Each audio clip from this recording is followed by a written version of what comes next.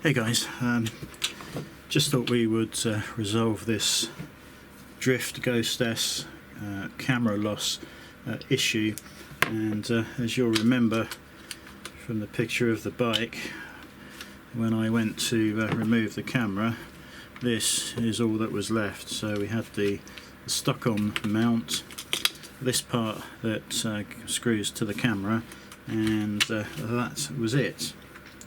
Now, when we had a look at this part, this is quite a coarse, well, it looks like an insert. Hopefully you can see that. And if you look underneath, there is a tiny screw. So it looked like that tiny screw is being turned here, and it screws in to this insert. But actually, the implication was that this insert had ripped out of the camera body. However, let me grab the new camera, which I just had to go and buy yesterday. It is not the case.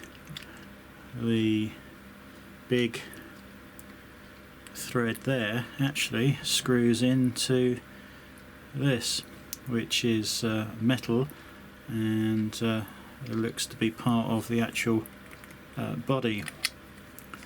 So that means that over a 2.5 hour ride, this somehow managed to undo itself, and I just can't see how that was possible.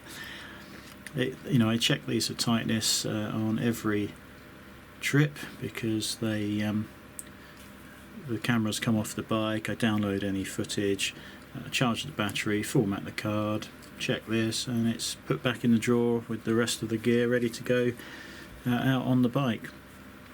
So yeah, it's definitely managed to undo itself and then just fall off down the road. Anyway, so to stop that happening again, we have got some Loctite 243, lock and seal they call it.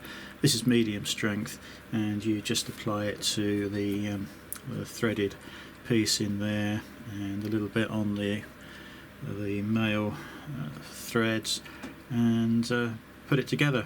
And I think it takes, I think the instructions are actually on the box, but within 4 or 5 minutes this will set, and in theory should stop that coming undone, certainly due to the vibration.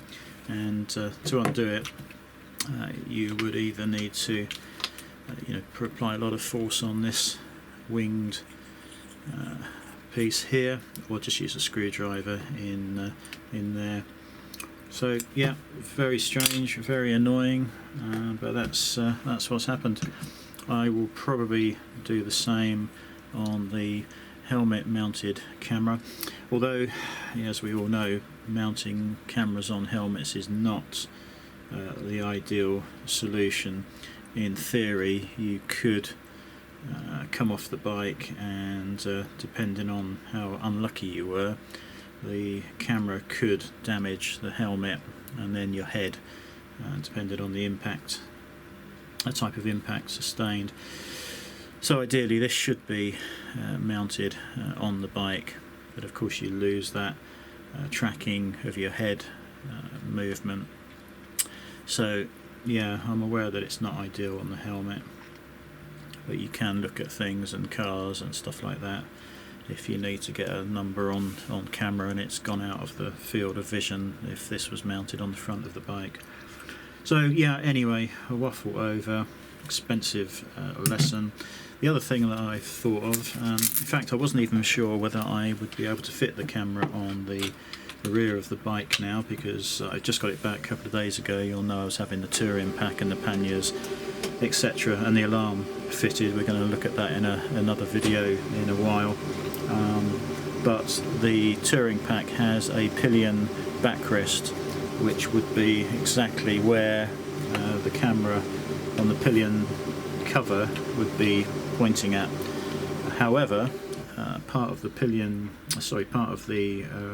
pannier kit is a very small metal rack that goes beyond and above the new lights on the bike, and there is room to mount this. Whether there's enough, it's cut out, it's slotted, so I don't know whether there'll be enough room just to rely on the 3M pad here, or whether this will need to be just screwed into place. But we'll look at that. So I can rear mount one again, but this time this strap comes in the kit with the camera, and what it's actually for is to mount the remote control onto your arm over a jacket. Now I'm just wondering whether I can actually use that to, once the camera's clipped in place, I can just go underneath the rack that it's on and just over the top and secure it that way as well. And of course there's absolutely no way that can go anywhere. And also if you're in a queue of traffic and somebody snuck up behind you, it's going to make it an awful lot harder for them just to click and lift the camera off and leg it. I know that's highly unlikely, but these days I think you've got to be aware of every possible scenario. So I'm hoping that we can just put that over there and under the rack, and say that will make it very much harder to remove casually. So yeah, that's it. That's the update and last words on the cameras. I'd say also that the IAM guys seem to be of the impression that if you're doing everything right, you're not going to get into an accident, and the cameras aren't really required. I'm not really of that opinion. You can make a mistake. Somebody could just drive straight into the back of you. That video I put up yesterday, where the woman in front of me caused a series of events to come into force, and the car behind me got run into. If that was a biker, that wouldn't have just been a simple repair on insurance claim. It could have been a far more serious thing, and if you're sat there with the camera rolling, you're going to be able to prove exactly what happened. So I'm a big fan of the cameras. Anyway, I'll catch you later. We're going to try and do a few films today. I'm certainly going to show you guys the touring pack, and we've got some reflective tapes here that I might be applying to the screen, but I'm not sure about that. This might not be wide enough either. I should have maybe gone for the 2-inch variety, so we'll see on that one. I've also created a Ducati Diavel forum. I'm just wondering, rather than have loads of comments on the videos on YouTube, maybe we can just get onto the forum, and all of the YouTube videos will also be in posts there, and we can have a little chat about things on there. So I'm going to post the link to that. I've got it all up and running, just need to check the required fields when people register, and try and get rid of spam and idiots registering.